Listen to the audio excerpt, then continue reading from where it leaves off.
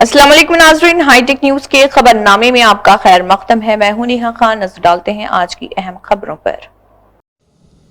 गुजरात के भावनगर जिले के पालीताना इलाके के करीब एक शेरनी ने मालधारी खानदान पर हमला कर दिया। मुतासरा शख्स तकरीबन 30 मिनट तक शेरनी के चुंगल में फंसा रहा, जिसे बाद में बचाकर अस्पताल मुंतकिल किया गया। ये वाक़या इलाके में बढ़ते हुए इंसान और जंगली हयात के तसादुम की एक और मिसाल बन गया।